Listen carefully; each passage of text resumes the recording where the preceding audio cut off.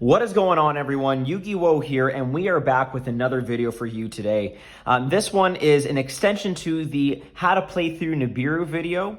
Big shout out to Matt E in the Mikankguu or the Mikankguu Discord for showing me another way to play through the what I deemed the suboptimal window in which to get nibbed. If you go back to our video, you'll see that I brought two different scenarios to you. The first one being the optimal position in which to get Nibiru'd, and the second being the suboptimal one. Matt said, you know what, there may be another way to play that suboptimal line to generate more advantage than just going 3 negate Apple and Huli pass. So we're going to work through that. And again, it just shows you just how beautiful this community is, that we can continue to innovate, continue to bring more ideas to the table. And that's what this is all about. If you guys see something that maybe I missed, please comment it down below. Show me what your lines are using this list, and we'll just keep going from there because we want to make this deck the best that it can possibly be, and that includes all of you. So if you like this video, make sure you do like, hit the notification bell, subscribe to the channel. It really goes a long way. We've gotten an immense amount of support on all of the videos that we put out thus far. Let's just keep this thing growing. So let's work through what it would look like to be hit during the what I call the suboptimal window. So we're going to go Neospace Connector. Of course, we're going to go Connector Effect, and that is going to allow us to special summon out the Dolphin effect here. We're going to discard a card, and we see that our opponent has in their hand Nibiru. Okay, so how do we respond? How do we move forward? How do we try to push through this nib that is clearly imminent and will be dropped on our turn? Well, what we're going to do is continue to go our normal route, link off our two warriors into Isold. As you always know, that's the play. We're going to go Isold effect, and that's going to grab us a Roland, so we're going to add that to our hand. And then we're going to go Isold effect to send 3 equips, okay? Now, again, we don't know when our opponent is going to nib us. We think there's an optimal window. We think there's a suboptimal window. So we're going to continue to put the 3 equips that we would normally do as we had in the last video. So we're going to put into our graveyard an Arabesque. We're going to put a Durendal, and we're going to also put a Maya Wishadori. Those are 3 equips, and we're going to place those in our grave. Okay. Now, what we're going to do is then summon out our Hare, unequipped, obviously. Okay. And at this point, we can then activate our Ohime line. So we're going to go Ohime effect to reveal, and that's going to allow us to grab a Ceremony, and we're going to discard. Now, again, you can discard one of your discard fodders here. That's completely fine. We'd like to keep the Roland in hand for that clapback and recursion. So at this point, we're going to fire off the Ceremony. We're going to then special out our Ohime. Okay. We're going to then put the Ceremony in grave. And at this point, we have turn player priority. And we're just going to say Ohime effect targeting the Durendal. And again, I'll put the Durendal at the top so you can see. So target the Durendal. Now, at this point, the opponent can nib here, right? I called this the suboptimal window. Check the last video to see what we do from here. If they let it go through and they say, okay, Durendal, I'll equip it to the Hare. Again, player priority, Hare mandatory effect to search, and they nib here. So they drop the nib at this point in time, okay? What do we do? How do we respond? Okay, well, the chain resolves backwards, okay? Everything is tributed off, and we get our search. And of course, the token drops onto our field as well. So we do get our search. What are we going to search for? Well, typically what we end up going for is Fire Dance, but in this case, we're actually going to look for the Arabesque.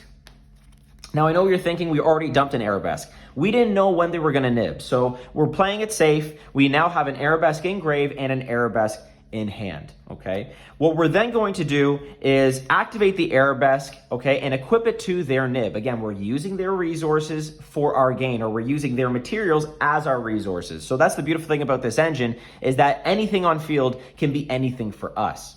So we equip the Arabesque to the nib. We're going to activate Arabesque. We're going to then special summon our Huli here, okay? And we're going to then bounce the Nibiru to their hand. Cool. So now we go Huli effect, and we'll get the Promise. And actually, we'll put the Huli down here. We'll get our Promise. And so far, so good. This is where things start to change up a little bit, though. We're in our graveyard going to activate the Ceremony, banish the Ceremony here, and we're going to end up dumping our Rivalry. Okay, the beautiful thing about Rivalry is that we can use it as a disruptive tool, but we can also use it as a resource gain tool. And you'll see what we mean in about a second here. So we have the Rivalry in Grave. We're then going to link off our Huli and our token, which includes the Arabesque falling off, into our IP Masquerena. Okay, so we're going to put our IP over here. And then we'll then send these guys to the grave. And of course, the token's included in that, but as you know, tokens don't go to grave. They simply disappear off the field. At this point in time, we activate the Rivalry because it's triggered because Arabesque was sent to the graveyard, which is just an awesome little tip/trick. And we'll banish the Rivalry and 10 target the Durendal and add the Durendal to our hand. So here's how we can get the Durendal back into play, right? So we're going to activate the Durendal, equip it to the IP. Okay, we're going to then activate Durendal's effect, and it's going to grab us Renault. This, of course, falls off, and we have now Renault in hand. Well, how can we summon out the Renault? Well, don't forget that we have a Maya Wishadori in grave and a Hare. So what we're going to do is go into our graveyard and go Maya Wishadori effect, target the Hare. Okay, so we'll go Maya effect, target the Hare, and that specials out the Hare. Now, we already got our search effect off the Hare, so you can't re-trigger, don't cheat. But we do now have a Fire Warrior on the field in which to go for our Renault play. So we're going to then special out Renault, we're going to go Renault effect, and we're going to target the Arabesque in our grave just to have follow-up for the next turn. So we have the Arabesque now in hand. So already you can see what this advantage looks like. We've got Arabesque in hand, we have a Promise, we have Roland, and we have a discard. Really good hand advantage already. And then, of course, we can go into one of our favorite plays, which is to access our Herald line by synchro summoning Renault and Hare, because you have a level 1 tuner and a level 3. Don't forget that the Hare is banished, but don't worry, we'll find a way to get it back, which is really cool. And again, shout out to Matt E for showing me this. So Hare gets banished. These guys get sent to grave, okay? And we're going to then put out our Herald here, okay? So we have our Herald, we have our IP. What we're then going to do is set our Promise, okay? And we have 3 cards in hand, Arabesque, Roland, and Prosperity. Just so much advantage with the hand economy. It's unreal with this deck. But anyway, as you know, it goes to opponent's turn, draw phase, standby phase, whatever you deem appropriate. We're going to flip up Promise. We're going to go Promise effect, and we're going to special out our Nini. And what we're actually going to equip here is not the Arabesque in our grave, but we're going to equip the Durendal that's in our grave. And check this cool tech out. So we have the Durendal. Nini is live now because she's equipped. It doesn't matter what equip card she's equipped with, so long as that she is equipped. Her effect is live, IP is live, and of course Herald is doing work for the Omni Negate portion. So as we are known to do, when our opponent special summons that Fenrir or normal summons that Stratos-like monster to get that impactful search, and remember, we did check their hands, so we know where they're playing, we know what they have. They activate that monster's effect, they go Chainlink 1, we go Chainlink 2, we go then Chainlink, so Chainlink 2 IP, Chainlink 3 Nini, targeting that monster, and then we can also do Chainlink 4 with the Roland targeting the IP, okay? So this is pretty much standard as we've seen before, but it does get a little juicier as we move along here. So the chain spinner is all backwards, Roland equips to the Nini, Roland equips to the IP, Nini snatches that opponent's monster, and then IP will just link them all off, the Nini, and the snatched monster, and of course the Roland, because it's equipped to IP, and the Durendal, because it's equipped to Nini, will fall off to the grave. And what will that give us? Well, that gives us a 3 negate Apo, okay? So I don't have my die here, folks, sorry, but that is a 3 negate Apo, okay? And we have our Herald. So we're almost in a better spot than we were with this optimal window, quote unquote, because we have, again, the 3 negates on board and our Omni negate. But here's where it gets really interesting, because when Durendal is sent to the grave with the a card that is equipped with, we can target a Fire Warrior monster in our graveyard and special summon it. We're going to then target the Renault, special summon the Renault, and then go Renault effect, targeting the Hare that we've banished and add it to our hand. So right now, we've gotten way more advantage than we would have otherwise. We have a Hare in hand, we have an Arabesque, we have our discard fodder or extension, whatever the case may be, and we have 4 interactions on board, plus we just snatch stole a monster from our opponent's hand.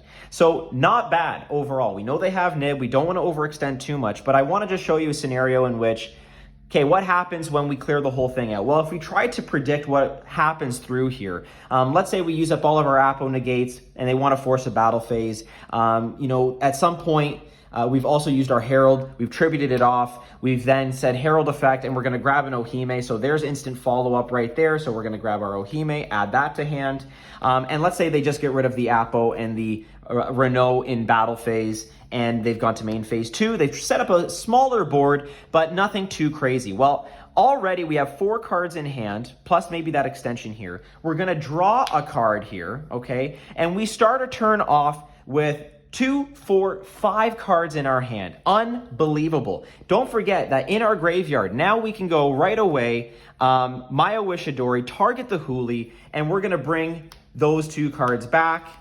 And already we're just in such a really advantageous point because Huli's going to protect our plays here, okay, because we can't target any Mikankguu cards. We can activate the Ohime, and of course, and I forgot to mention too, that in the end phase, we also grab the double-edged sword from the Roland equip. So we have double-edged sword in hand as well. So we have 6 cards all ready to go for our next play. So we can just keep baiting out interactions and just wait until we have an opportunity that we have a Mikankguu girl or Ohime on field. We also have the Hare, we have the Arabesque, whatever we want to do, we can just keep baiting out these interactions, slap a double-edged sword on their monster, swing once, swing twice, depending on what you need for game, and that is it. So as you can see, folks, we have absolutely just gained so much advantage off of our opponent's Nibiru that it really doesn't even matter what they did there, right? We know what they're running in their hand. We can see different lines that allow us to play through the Nib, and then we can just have an instant response and clap back on the returning turn. So that is what I wanted to show you today. Again, shout out to the Mikankguu Discord, in particular Matt E. He reviewed all the video and said, you know what, there can be a better way, and I really appreciate that. So leave a comment down below if there's anything else you want to see in these lines, if there's another sort of scenario that you want me to run through. We do have a 1-card Mikankguu combo coming up, so keep an eye out for that. As I said before, folks, please make sure to like and subscribe if you really like this content. Make sure you ding the notification bell, And if you want any sort of discounts or deals on any of my sponsors, including this beautiful sleeve chief mat, hit the link in my description there and use the code WOE for 5% off all your goods. As always, it's been an absolute pleasure. This is Yu-Gi-Oh! On YouTube, signing out.